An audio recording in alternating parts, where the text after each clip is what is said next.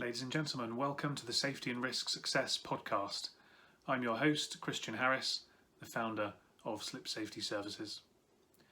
My guest today is Andrew Sheves.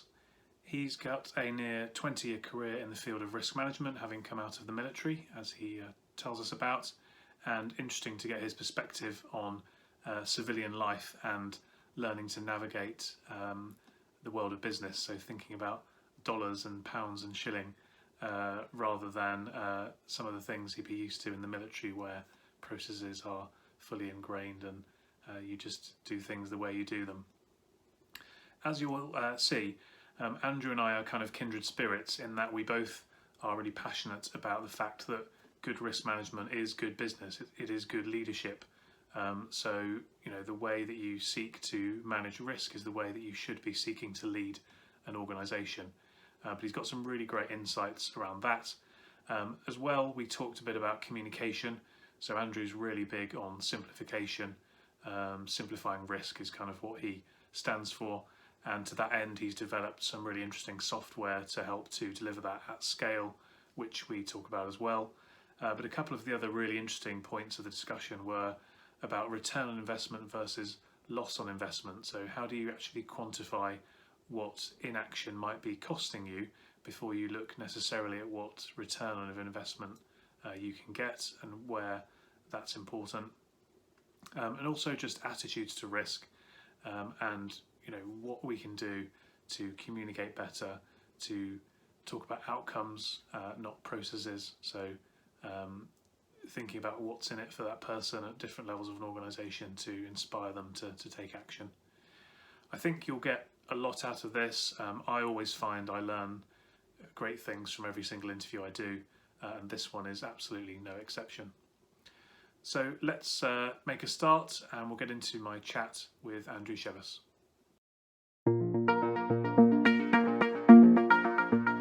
Welcome to the Safety and Risk Success podcast. Thank you so much. Very excited to have this conversation. Looking forward to it. No problem. We had an interesting chat recently, and I thought it'd be great to get you on, in part because you've got an interesting backstory, and as we'll hear as well, you've worked and travelled around the world, so I think you've got some interesting perspectives that you can share. So to start us off, why don't you tell us how does it feel to leave the military and be jumping into the quote unquote real world, and how did you find that story, and how did that kind of get you to where you are today? So thank you. I guess that one of the big things is that even though that was almost 20 years ago, I think it was 18 or 19 years ago, it still feels like I'm in transition, to be honest, at times. And I think that's probably less about transition, but just about the fact of learning. And maybe it's just a realization that maybe I hadn't learned enough while I was in the military or while I was at school, and I've been trying to catch up since.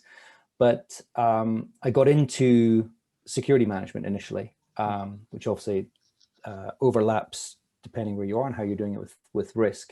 And I think that was the big realization. I'd left the military and then was on a very large construction project. So it was very technical. It was an oil and gas project. And so everything was a learning experience. There was nothing really other than some of the physical security stuff that I understood. And so then it was just this great opportunity to learn. And the thing that I'm still very thankful for is at that point, somebody said, it's okay to say, I don't know. Yeah.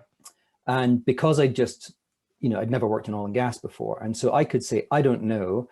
Can you explain that to me, to someone? Whereas a coworker who'd worked with the company, even if they weren't working in that part of the company, couldn't really ask that question because they would feel a little bit more self-conscious. So I've managed to continue to be able to ask that and say, I don't know, can you explain that to me? Which helps learning. And then obviously it was beneficial as a consultant, but it was great. And people were very generous with their time, and they spent time telling me about, how drilling works, and, for complicated engineering projects and everything down to finance and HR. And so that was the big eye opener. That there was just a lot to learn. And then specific to risk, I think the biggest difference is that perhaps because in the military you spend so much time being trained, that a lot of things are ingrained and they are codified. And the military is very good at codifying things, but you don't keep returning to the manual because the manual is sort of ingrained and the process is ingrained. So you just do it.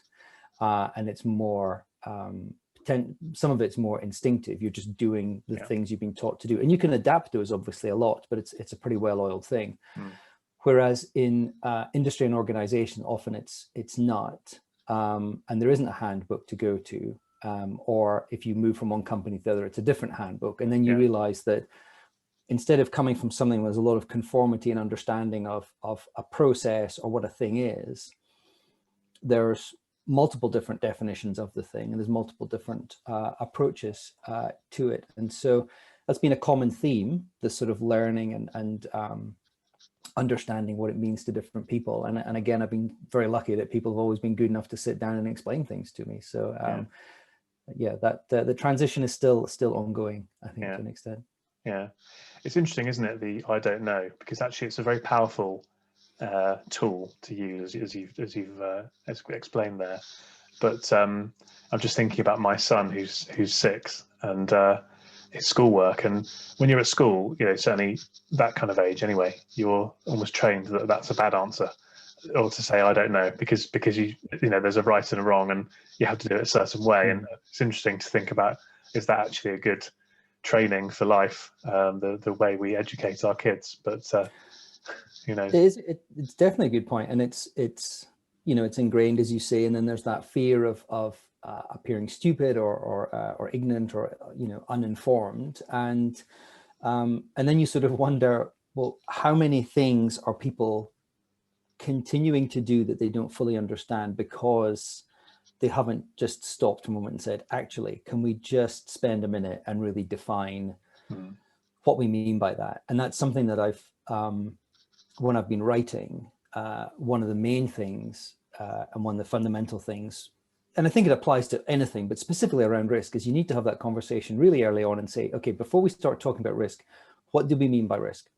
What do you think we mean by risk? Not what is a risk, you know, give me an example of a risk. Like, what do we generally mean about risk? How are we approaching it? Otherwise, you can go quite far on. And I've been in projects where we went very far into the project, and I'm embarrassed to say this was a very professional group, but we hadn't had that conversation. It turned out we were all taking a different approach, and we were all using different definitions, which meant that when we tried to consolidate all of this after about 2 months of work, we couldn't. Now, luckily, we could overcome that, but that was a serious problem simply because we hadn't spent 20 minutes having a conversation right at the beginning. Yeah, I guess that's one of the risks of a broad term like risk, because risk means all sorts of things to all sorts of different people, doesn't it? And that's, I guess, where it's important to clarify and communicate and get that right. And I know you talk a lot about simplifying risk management. What would you say is, you know, the important piece around that, and how would you suggest people go about it? I mean, I think it's really that point of simplification. And my, I don't know if gripe is the right word, but my concern is that there's no sort of I need to get my terms right because I was going to use American terms, but there's no sort of middle school. There's no sort of year 1, year 2, year 3 approach to risk management. I mean, you may come in at A level, but you probably come in at university level, and we sort of jump into something. But there's this big gap between I don't know anything about risk management and going into full-on technical risk management. There doesn't seem to be a ramp other than learning on the job. And I think the first part is that we need to simplify it, to explain it to other people and say, what are the steps to get to this level of expertise? And then, of course, within the systems themselves, there's often the tendency to make them, I think, more complicated than they need to be. And I think some of that is they have evolved over time. So you started off with what was a fairly simple, let's say it's a matrix that you use. And then let's make a better matrix. And then before you know it, you've got this really complicated matrix that it kind of works, but it's very difficult to really dig into, and it may be giving you the wrong information, but that you've arrived at this complicated end state. So I think part of it is things evolve, and as they evolve, they become, it's almost like scar tissue. It's sort of, you know, this buildup of unnecessary weight. then you also have the side of things where I think people make things complicated because either you're publishing a standard and you want someone to have to pay to have someone to implement it or audit it, or if you're a consulting company, I mean, you want this is your proprietary material, so you want it to be somewhat opaque because otherwise everyone can use it. And kind of weighty as well, and in terms of depth, when sometimes that's not needed either. Yeah, it feels valuable because it's look at all those calculations. Well, it must be really good because it's got lots of calculations, and it could be. I mean, if you know, if I was, I mean, I'll never get anywhere near NASA, but you know, if you're working with NASA, if you're working with nuclear energy, if you're working with high frequency trading, yes, that is incredibly complex, and so you need something more than a 2x2 or a 3x3 grid. Yes, but I think for most things, why not start with something simple? And even if you're doing something more complex behind the scenes, when you're sitting with the rest of the organization trying to explain, hey, this is what we mean by risk, this is what we're trying to prevent for, this is how it ties into our business plan, you can start with something more simple that other people can grasp. Yeah. I mean, one of the big things that I see that goes wrong is kind of vertical silos, I call it. So you start with the board with that ideal of, you know, safety and is our number one priority, for example, if we think about health and safety risks, but that doesn't really translate down through the organization, and there's lots of reasons for that, but one of the big ones is communication and not simplifying things and making them practical and implementable. Absolutely. And I think the other thing that maybe we can come back to is that if you're not careful, you create perverse incentives, you create negative incentives to be safe instead of appearing safe. And I think those are two very different things. I mean, whether it comes from the board or whether it comes, I mean, it could come from the board down and it's not fully articulated and it's clear to everyone what we're trying to do, or it could be siloed in that it's super technical and it's a very enthusiastic health and safety team that have this great system that they're unable to really explain to everyone else because it is so technical. So I think there's lots of opportunities for those confusions. The term that I've used with someone else and we've used is the risk whisperer.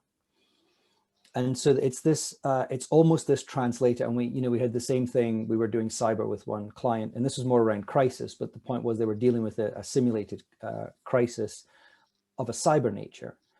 And it was so complex that there were, in any meeting, there was only one person really understood what was happening as far as that was concerned, but everyone else knew that this was really bad for the company. Systems were offline, people's information was everywhere. So they could see the effects, but you then needed the person to translate between the technical expert and everyone else to say, what we're saying now is how long this will last for, or how widespread this is, or what we need to fix it.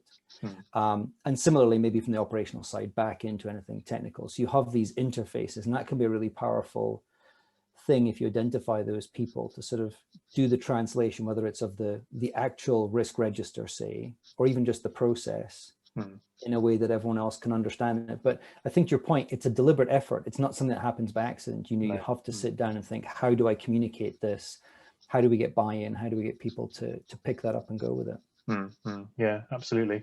And you've worked, you mentioned NASA. You could try SpaceX. You never know. That's quite close to NASA, I'm sure.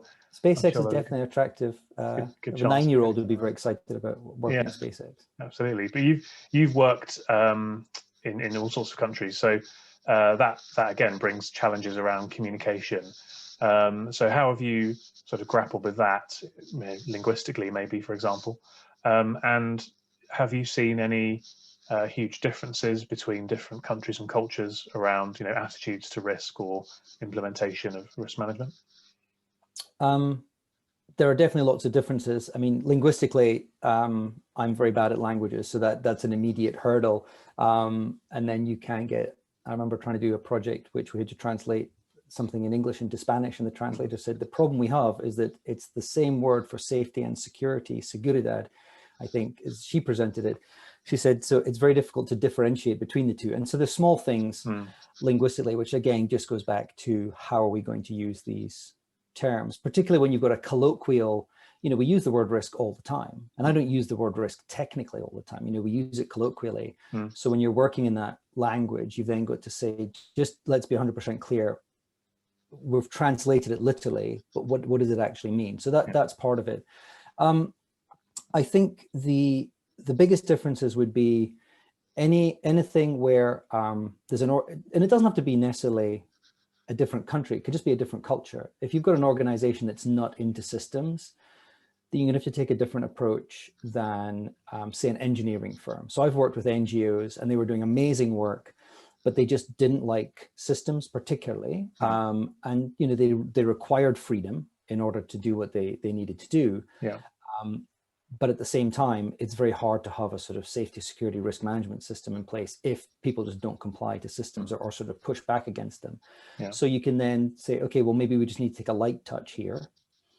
Maybe that's more appropriate. Whereas if you're working with a big, you know, engineering firm that's used to doing highly technical things and they love systems, then they'll be all over it. So again, it's what's appropriate for the organization. I think when it comes to the one thing I find that unifies everything is explaining the why. What's the purpose of it?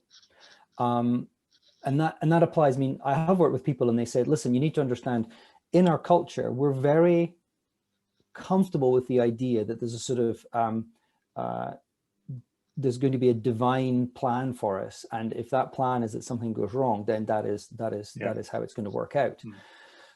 And so we worked for a while there and were able to figure out a way to do that in a respectful way, in a way that was appropriate, not to say, look, we're not trying to interfere with the plan, but at the same time, we don't want to encourage things to go wrong. And that's all we're trying to do. We're just trying to make sure that we can be successful, that people can achieve their objective, whatever that is. And in order to do that, let's figure out what the roadblocks are, the risks, and then let's figure out how to prevent or avoid those. And I think if you go backwards that way, it's much easier, no matter where you're working or who you're working with, to then explain this is why we're doing it. I fully agree with that. I think it's the same, you know, in any business, if you're selling or marketing something, which effectively is what you're doing, if you're trying to get people to culturally buy into risk, you know, you're trying to sell them on that principle, and talking about the outcome, the after position, the kind of what's in it for them, and getting them bought into that is absolutely the way to try to drive them forward, and make progress, because you get caught up in, you know, technical stuff and what this does and what that does and everything in between. But you know, what you do and what I do, I mean, I care about what you do because I'm interviewing on the podcast, but if you think about it from a customer perspective, they don't necessarily care about what you do exactly, you know, the nuts and bolts of what you do, but it's what outcomes can you help people to achieve. Yeah, I mean, you could just simplify it, say, I can help you be successful. And my little sliver of that is, you know, in your case, we're stopping people getting injured or sick through things that are fully preventable. And that helps your workforce turn up, and your customers turn up, and people are safe and they're happy, and that helps you do what you want to do. I mean, there's obviously sort of negative incentives, which is, and also people don't get hurt and then sue you, but you know, the point is you're helping them succeed. And I think hence the name of the podcast being the Safety and Risk Success show, because actually it's about trying to bring out the positive sides of this. And I would say it's not about being developed or not developed. I think this idea that risk management is about helping you achieve your objectives is lost in some of the most sophisticated organizations. And I've worked with companies and sat in the executive suite, and you still get the sense that risk management is a thing that they do because they have to do it. They have to fill in some reports. They have to have a page on the annual report about it. They have to have a governance structure in place, but it's not seen as an enabler for the business. It's seen as it's like accounting. You know, we're going to do sort of back office function. Accounting. It's a back office function. Now, of course, they pay much more attention to the outcome of the accounting because that's your cash flow and that's your profit and loss. But with risk, still, it seems sometimes to be, well, we've checked all the boxes, but it's not brought into decision making. And I think that's probably maybe the biggest ongoing mindset, arguably, that needs to. It's taking place, but I think there's still a lot of work to do there. Yeah, I mean, that's kind of the mission that I'm on, really, to try to explain and educate and inspire people that actually proactively, managing your risk and doing stuff that is effective will have huge benefits. And it's not just about stopping people getting hurt. As you said, it's not just about saving money on insurance premiums. It's not just about operational excellence. Actually, if you do all those things, tick all those boxes, even though that's probably not the best way of saying it, that's going to give you the opportunity to do more meaningful things, because, think of the time you've saved, think of the cost you've saved. You can redeploy that capital in the business to do exciting things in the world, whether that's, charity or cultural or whatever it might be, or expansion and creating jobs. So, it's a really big enabler if you get this right. And that is a different mindset though to, it's a compliance thing and it's a tick box exercise. Yeah, no, I think that's definitely, I mean, with anything, when it is just simply check the boxes and your report is complete, or you get your certificate, or you get your annual certificate of compliance. I mean, that's almost more dangerous, because I think what it masks is that the compliance should be a reflection of a high standard of a process, or a high standard of attentiveness to something. In this case, let's say safety or risk. But what it means is, what's more important is to get a compliant check in every box and your certificate, instead of actually, no, the important thing is we do all of these things and those are reflected in the report, and we get a good report because we're actually doing it. And if it just becomes that checkbox exercise, I think it's much more dangerous, because actually when something does go wrong and you go back, you probably find that people have flubbed the results in that. And then suddenly there's a massive cascade of things, because you have a cover up, you have a different level of negligence because you knew there were things wrong, but you're ignoring them, and it sort of spirals out. So I think compliance is really useful. And I think having an agreed standard of what the minimum looks like is hugely beneficial. And if we can make that clear, and it's something people can put into process, and it's thoughtfully written so that standard actually works, that's great. To me, that's the ideal standard, where the outcome is, in this case, a better, safer, more risk-aware workplace and a more successful organization. That's fantastic. I interviewed a guy called Jonathan Dempsey on the podcast, and you might be interested to check out some of his work, because he and I had an interesting chat. We over the years, we've talked about it many times, that compliance can be a dangerous word, because compliance shouldn't be an end point. Compliance is kind of the minimum, but often people look at it as, well, if we're compliant, that's great, but actually that's not something to aspire to. Yeah, it's my car has brakes. Yes, but I want, can we have a little bit more than the basic, we can stop. No, absolutely right. And and I think that's really important, that, as you say, it's the basic, it's the minimum standard, the minimum appropriate standard for a thing. And there has to be a minimum standard, because not everyone can go, above and beyond, or people are on a journey and they need to move from nothing to something, and then they can excel at it. But you're right, just sitting on, I think if you just sit at the minimum standard, it says a lot about the organization, that frankly you don't care about it. You're just doing the bare minimum you have to. Exactly, because if you look at a high performance team, whether that's a business or a sports club, and let's take a sports club as an analogy, the All Blacks, or Manchester City or Bayern Munich football, or whatever it might be, they're trying to be excellent in everything they do, because they know that that's how you build a high performance culture. If you have these things which are included as a kind of a foundation, but they're not excellent, they're just blur, then that's going to harm you in your pursuit of being great. So you've got to be trying to be consistent, and this is a key point to get right if you want to have that high performing business or organization or team, whatever it is. Yeah, and even if you're not, even if you're not striving for, obviously the higher up you get in this, in anything, you get into the sort of level of mastery, and everything is, it's increments of 0.1% or whatever. Yeah. So there is room for improvement, but the improvement is hard won, and it's not as noticeable. But I think, to me, the other point is, if you're just complying, you're not leaving yourself any room for change to slip back. And of course, your operating environment does change. We've just been through a massive change over the last year of, because of coronavirus. In the UK European relationship is undergoing change because of Brexit. We're undergoing change in all kinds of different ways. And so what worked a year ago or 6 months ago might not cut it. And if you don't have some slack in the system that you would have by going just a little bit beyond the minimum, then you could find yourself falling under that. And of course, it's not that, well, you'll get a bad mark on your next report. It's that now you've opened yourself up for something to go wrong because you don't have the right safety precautions in place, because you haven't updated your risk assessment, and therefore you don't really know how this new operating environment affects your business. And so I think it just gives you that cushion, and so that comfort as well, being above it. Yeah, I think it's interesting with the pandemic, because obviously the certainly in the UK anyway, the kind of guidance on which I guess you would call what's compliant, the government guidance has been changing and shifting and morphing quite regularly. And so, I personally would feel uncomfortable just trying to stick to that. I'd be thinking, well, I need to go beyond that, because I need to be able to demonstrate.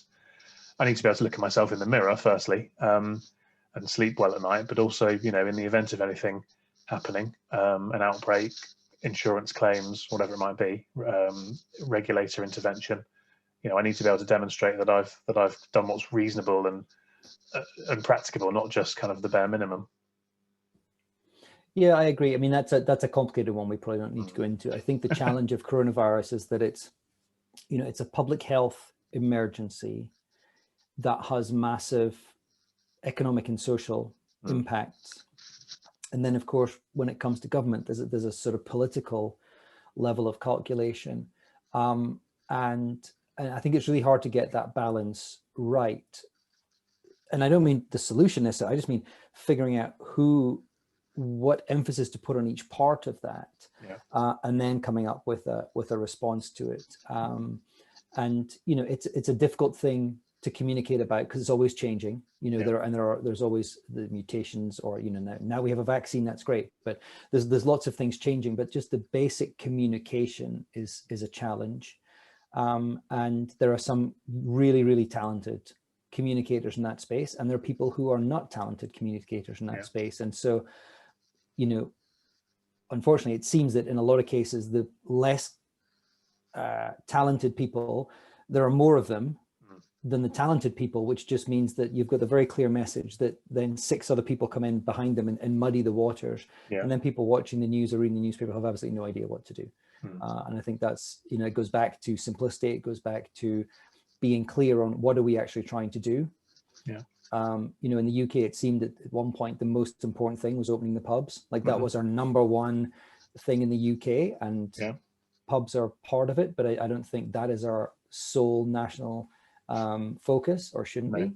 But that's how it came across, and it gets really difficult, listening to that, to then work out, okay, what do I do? What should I do? And if you're a business owner, I don't know how you keep up with it, to be honest. No, exactly. Exactly. Very, very, very difficult indeed. Very, very difficult indeed. So yes, as you say, we won't delve too deeply into that, because we could be here all day otherwise. But something I was really keen to get you to talk about when we spoke recently was the difference between sort of how to position risk between ROI, return on investment, or LOI. Could you just kind of unpack that for us? Yeah, I think it was just to give people a start point, because it can be very hard in a business. And I think the larger the business, the harder it is, because of course now you have a risk management department and it's people, which means payroll, and you're a line item. And there'll be this drive to show your ROI. And, I worked with some people at one point, and I think they worked for basically whichever organization they were in, they had a big problem with counterfeit, which was losing the organization money. And so they were actually a cost. They contributed value by cutting down on counterfeit. So they had, a real ROI as far as that was concerned. You could directly link their activities to improved cash flow. But for most of us, we don't have that. For most of us, we're a cost. It can be hard to show your success because nothing happened. You're like, great, nothing happened. But of course, everyone says, well, nothing happened. So I don't really see what you guys have done. And so therefore, you're starting to have to justify yourself. And so I think by taking the first step would be, what is the loss of investment or the potential loss of investment? So if you start with no precautions, what did things look like beforehand? And that could be loss of time, that could be loss of output, that could be loss of reputation. I mean, that could be whatever losses there are. Yeah. And when you implement a risk management system or put a team in place or whatever, can you then see that that has been reduced? And I think that although you're not making money, you're reducing the loss. And I think if you can have that conversation to start with, and the only reason this came to me was, frankly, again, this goes all the way back to 2003 when I left the military, and someone said, you need to learn how to talk in dollars, because everyone understands dollars. And if you can talk in a business about the cost of something and the implication as far as cost or losses are concerned, then you can have a conversation, because it's the only common language that we've got. Okay, now it took me a long time to figure out how to do that, and maybe it's not always as straightforward. So you don't necessarily have to put a hard dollar amount on the LOI, but you can at least show we have managed to stop these losses, reduce these losses, get in front of them, which means then, okay, I can't show an ROI, but I can demonstrate the value of what we do. And of course, if you get to this next stage where you're actually returning on investment, then that's great. But I think for most of it, it's really giving us some kind of way to explain the value, because otherwise, if you're being pushed to show your ROI, it could be very hard. Yeah. And would you include in that, I think you said actually reputation, which obviously is quite hard to quantify, but it's something that, again, like stopping people getting hurt, people instinctively understand that there's a huge cost if your reputation goes into shreds. How would you go about sort of trying to position that in dollars, or would you just kind of rely on the fact that there's an inherent understanding that is an asset that needs protecting?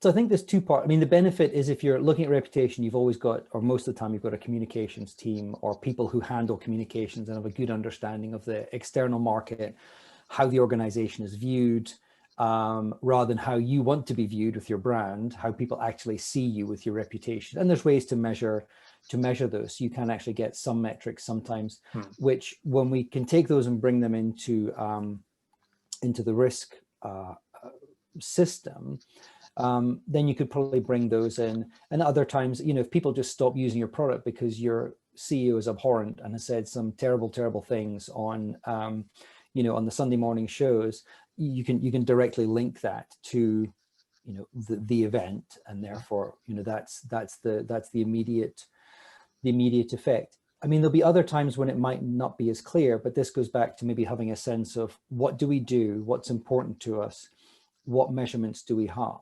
If you suddenly notice that people aren't applying to join your organization, and then you can say, wow, there's a specific demographic doesn't want to touch us. Oh, that might be because, again, these terrible things that this person said, or we have an association. It could just be something as simple as we have an association with coal, which some people now see as a dirty fuel. Well, it is a dirty fuel, so people now aren't as keen on that, and therefore there's a group of people are turned off to that. So I think you might not get a hard number around it, but you would have some kind of sense of cause and effect. Yeah.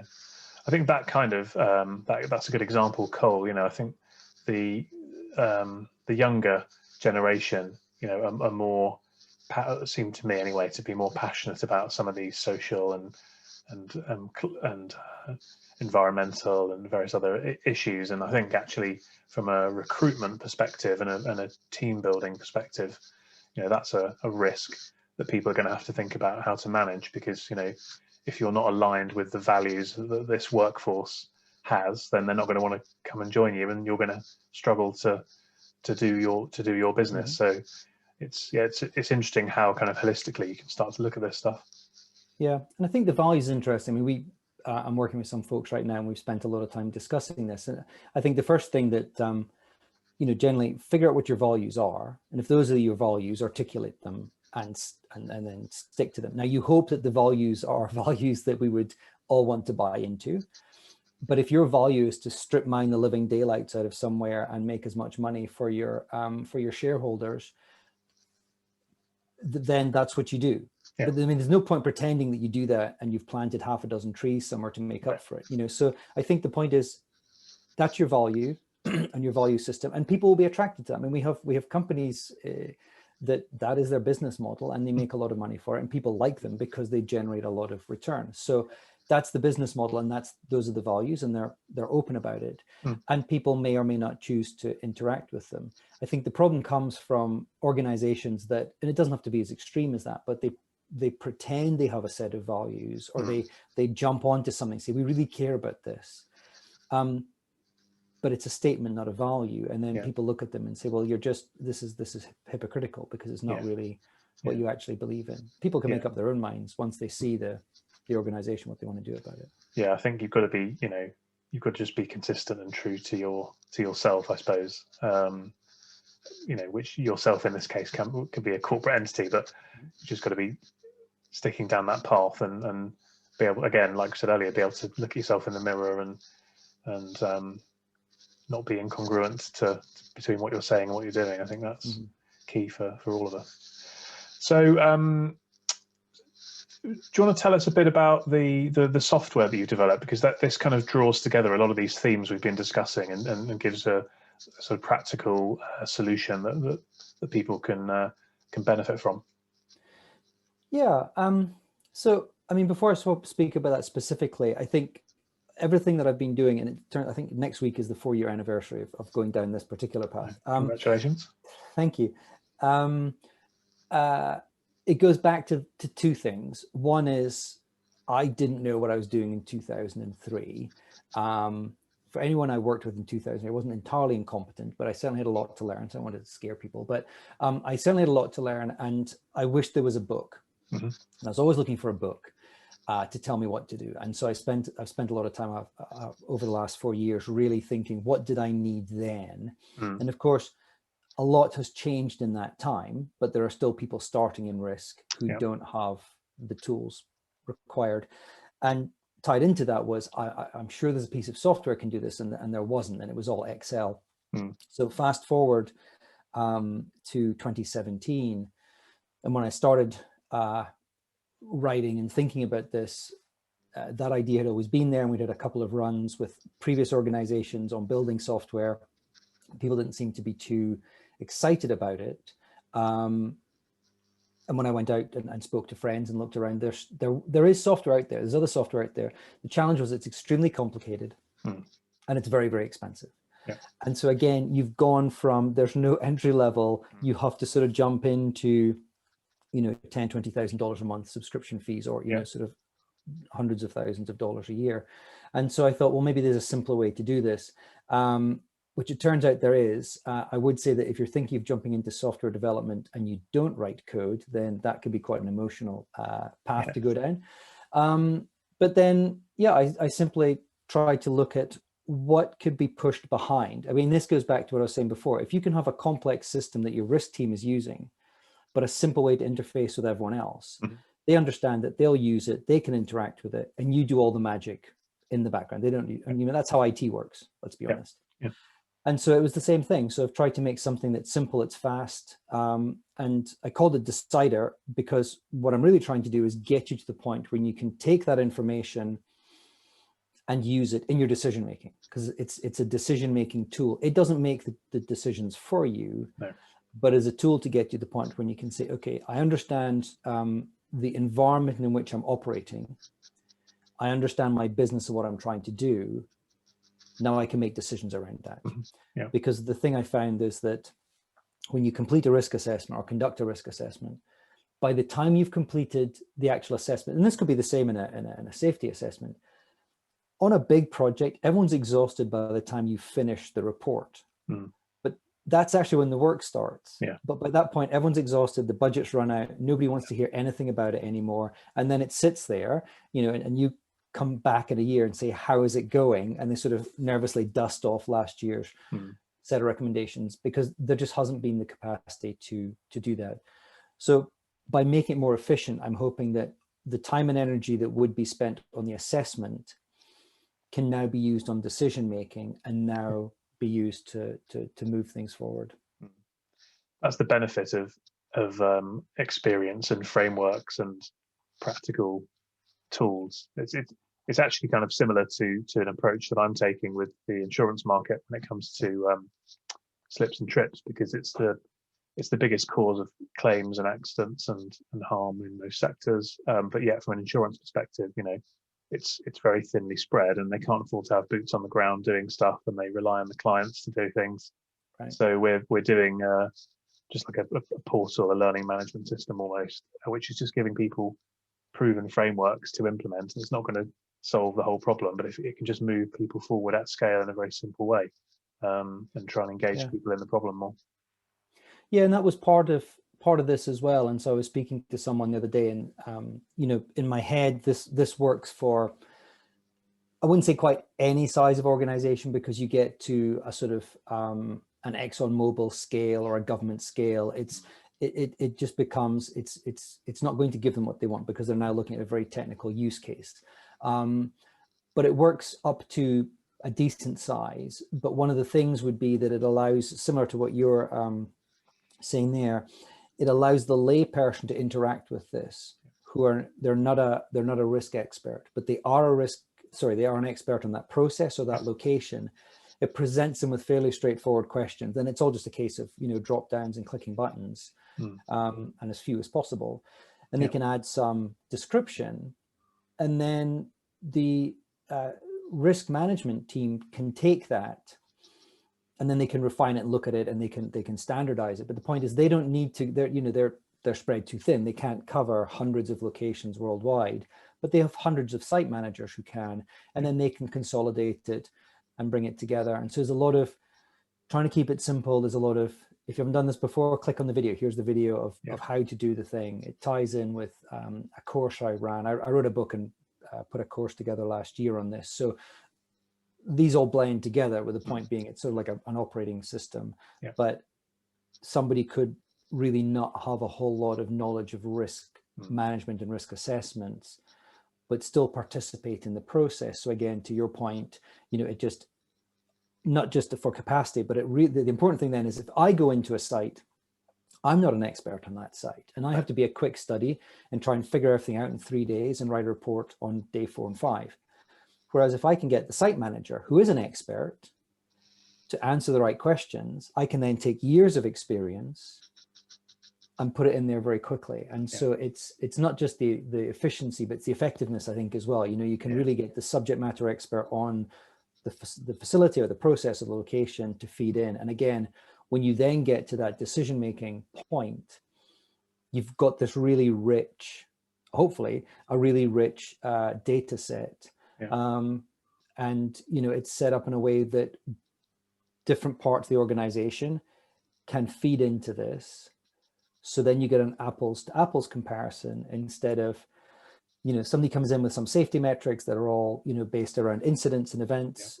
Project comes in with a dollar value. Somebody else comes in with a percent for ROI. And if you're the CEO, you've got no idea how to bring these together. So, there's a degree of standardization as well.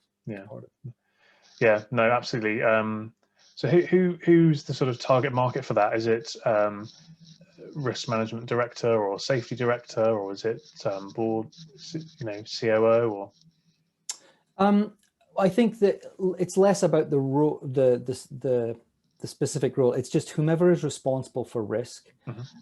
When they have a smaller team, so I've spoken to people, and the company is, $1 billion company, and they have hundreds of locations around the world, but they have a core team of 6 who have to manage it. So it's really for the team that's it's smaller, it's resource strapped, and they're looking for a fast, efficient way to do it. You can use it as an individual, and you could just generate the reports you need for your organization, or you can have it as a team, and then the team can all collaborate on that. And that's out of the box. And then there's a way to customize it for bigger teams. But it's really meant to put, again, there are tools out there, and there are tools that in certain circumstances, I have no doubt would do a better job, but either you don't need a tool that's that complex, or you can't afford that tool, and you need something that comes in, at this starter level. But it's and using the analogy you gave of a huge business with a very small team, well, it seems unlikely that, if they're investing relatively modest sums in the team, it seems unlikely they're going to want to spend the big bucks to implement some kind of solution. So something that actually marries up with the current levels of investment seems more sensible to me. Yeah, and the idea is to be affordable and not cheap. It's not expensive, but it's supposed to reflect value. And all I'm trying to do is be able to have somebody look at it and say, this saved me so many hours this month. Yeah. Yep, that's a good return on that. That has given me, I have basically bought that time back. Yeah. By using this. That's really all we're trying to do. Yeah, no, definitely. And then is there kind of consultancy on the back end? If people want to engage with you to do a project or something, that's a possibility as well. So yes and no. I'm trying to not do that, and there's a couple of reasons. I'm trying to put everything online. Mm-hmm. So if you want to learn how to be a risk manager, I haven't built that one yet, but there's lots of things I've written on how to build a risk management plan, how to do a risk assessment. So I want to have all that out there so that you don't need a consultant. Mm-hmm. The other reason I'm trying to avoid the consultancy and I'm trying to keep the app isolated is that I don't want there ever to be the charge that, well, the app told me that I need to get a consultant. Yeah. It's not a sales tool. It's meant to be objective. And so that's one of the reasons there's no tie-in to any consulting. Mm-hmm. So I really want to focus on process. Yeah. I'm putting tools in people's hands, whether that's courses or books or articles or the software. I want to say, look, here's the tools to do your job. Here's all the advice that I can give you. But then it's over to you to manage those risks. I don't want to get into that part of it. I think it's more powerful to give those things to people now. And it's more scalable as well. And I think, in 2021, we're further along the line than we've ever been to having these kinds of scalable digital solutions, because people are just more used to not being face to face and stuff. So no, it makes perfect sense to me. So if anybody's been tuning in and is keen to learn more about the software or indeed about you, where can you point them? Where would be some good resources or good links or websites or anything to contact you? So the simple one is andrewsheves.com, which is imaginatively named, but it's fairly easy to find, although my name's a bit funny to spell. I'm on LinkedIn, and that's the place to find me. And andrewsheves.com is probably the easiest because there's a link to everything from there. Yeah. And also the key thing is, if people are looking for resources, that's actually where all the resources, other than a few things, live. So all the articles, books and whatnot. So that's really designed to be a portal that people can use and just go and root around and find what they want. Perfect. Great. Well, before we wrap up, is there anything pressing that I didn't ask you about that you were keen to get off your chest or tell us about? No, I mean, we've covered a lot. The main thing, I suppose the one thing I maybe should have said early on is I want people to be comfortable with the idea of risk management and not scared by it. Yeah. And we've talked about that a little bit, but I think that goes back to this point where if you do some research, you do a Google search on risk management, you pick up some books, it can be intimidating. And I've picked up risk management standards and it's taken me days to understand them. And I'm supposed to know what I'm doing. I have a master's degree in risk management and I'm still looking at these things, and it's really, really hard to understand. But that's not because the person doesn't get it. It's because the thing is badly written, and it's written at this other level. So I think, as we've said, it's a mindset. It's very academic and it's opaque and it's complicated. So I think at this point, it's keep it simple. It's a mindset about we're trying to identify the barriers to success and either remove them or work around them. Mm-hmm. And along the way, we're also going to find opportunities that will accelerate us towards success. Yeah. Yeah. And I think if you can get that in place first, then you're probably in a much better place than you are by having a bunch of really complicated spreadsheets, but not really understanding the intent. No, and actually, when you put it that way, which is a great summary, it's actually risk. It basically means that risk management is how to run an organization, because you're identifying barriers that might get in the way and opportunities for to speed up or to succeed more, and you're trying to do more of the good stuff and mitigate the risk of the bad stuff. That's how to run a business or how to lead an organization, isn't it, really? And it's a great way to understand. It's also a great way to get people to buy into it, because then you're saying, all we're trying to do here is make us more successful. And whomever you're speaking to, I can make you look good. Yeah. I can make your department more successful. CFO, I can help us make more money. Yeah.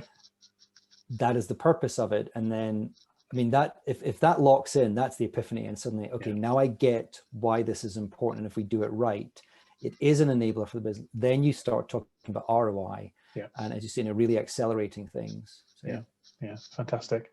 Great. Well, thanks very much for your time. Thank you. Look forward to continuing to follow your content on LinkedIn and so on, and Appreciate it. keep in touch, and we'll see you soon when we can get back face to face, hopefully. Absolutely. Yeah, maybe meet in person sometime in the future. No, thank you so much. I really appreciate the opportunity, and thank you for what you're doing, because, you know, this is an investment of your time, and it's a great way to share with people. And I appreciate the opportunity for letting me do it, but also just for you. You know, you've done dozens of these. And so, you know, I was listening to one the other day and learned a lot about a subject that I hadn't really gotten into in any depth. But actually, again, I learned something from that, and that's something that I can use in the future. Yeah, so thank you for what you're doing. That's the idea. I mean, I kind of feel like I learn stuff every time I do one of these interviews, and therefore, if I'm learning stuff, it must be valuable and a benefit to other people. So, you know, that's kind of what inspires me to do it, really, because it's shining a light on this subject, which, you know, clearly you and I are very passionate about, as are the other people that are appearing, but just trying to educate and inspire people to not so much take it more seriously, but kind of give it a kick up the bum and get it really going, and actually drive forward to get those benefits that we talked about earlier. So yeah, it's a pleasure. Great. Thank you so much. Thanks again. Cheers. Thanks.